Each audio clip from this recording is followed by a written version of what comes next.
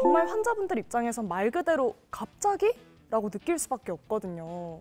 이렇게 병원을 내원하게 되면 선생님께서는 어떤 진단을 해주시나요?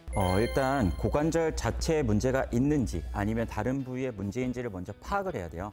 그래서 신체 진찰을 진행을 하는데 일반적으로 엉덩이가 아파요, 엉치가 아파요, 기타 등등 이런 고관절 통증이랑 허리에서 신경이 눌렸을 때 그런 통증을 구별 못 하시는 분들도 많고 실제로 고관절이 아파서 왔는데 허리가 아프다거나 그런 분들이 많거든요. 그래서 맨 먼저 환자분들이 오시면은 신체 진찰을 시행합니다. 신체 진찰을 해서 정말 고관절 자체의 문제인지를 먼저 파악을 하고 고관절에 문제가 맞다 하면은 그때는 이제 단순 영상 촬영, 엑스레이라 부르는 단순 영상 촬영을 해서 엑스레이상에서 이상 소견을 발견하는데 대부분 초기에는 엑스레이상에서 잘 안 보이는 경우들이 있어요. 조금 진행을 하게 되면 골경화라든지 아니면 대퇴골조의 골절, 함몰 이런 것들이 보일 수 있는데 초기에는 잘 안 보이는 경우들이 많아서 만약에 좀 그런 괴사가 의심이 된다, 뭔가 증상이 이상한데 엑스레이상에서 뭔가 약간의 이상함이 있으면은 그때는 반드시 MRI를 찍어봐야 돼요. MRI를 찍게 되면은 골 괴사가 실제로 있는지, 그 다음에 위치는 어떤지, 사이즈는 어떤지 그에 따라서 치료 방향이 결정이 되기 때문에 반드시 MRI를 찍어서 향후에 그런 치료의 방향을 결정해야 됩니다.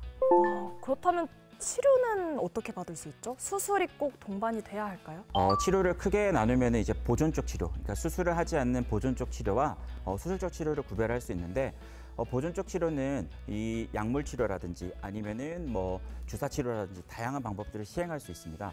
근데 모든 환자분들한테 보존적 치료를 할 수 있는 건 아니고 그 위치가, 괴사의 위치가 괜찮고 그 다음에 사이즈가 크지 않고 그 다음에 마지막으로 제일 중요한 통증이 있는데 통증이 만약에 너무 심하면 그거는 조금 더 적극적인 치료를 해야 되고 통증이 아주 심하지 않고 사이즈나 크기가 나쁘지 않다 그러면 보존적 치료를 해볼 수 있습니다. 수술적 치료 같은 경우에는 위치나 사이즈가 너무 안 좋거나 아니면은 크기가 너무 크거나 그런 경우에 수술적 치료를 고려하는데 그 수술적 치료도 크게 두 가지로 나눌 수가 있습니다.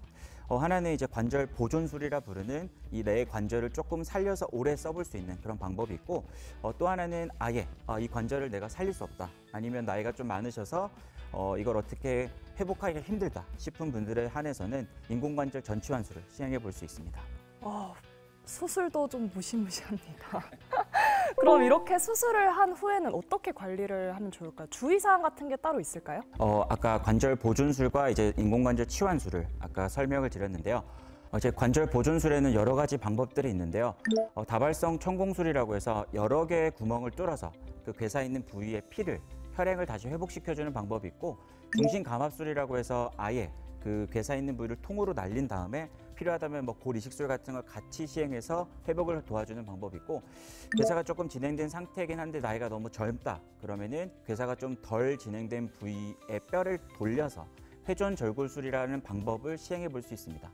관절 보존술 같은 경우에는 비교적 좀 재활도 빠르고 그 다음에 회복도 빨라서 일상생활로 복귀가 좀 편한 장점이 있는데 아무래도 수술받게 되면 근력 자체가 많이 약해질 수 있습니다.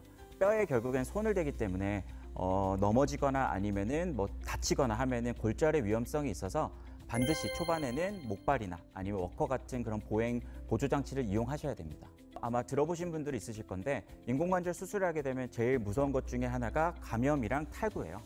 감염이야 저희가 최대한 조심해서 수술을 깨끗하게 한다면 괜찮은데 탈구 같은 경우는 아무래도 환자분들의 자세나 포지션이나 어떻게 힘을 주냐에 따라서 발생 위험성이 달라질 수 있기 때문에 항상 이런 그 위험한 자세들을 피해줘야 됩니다.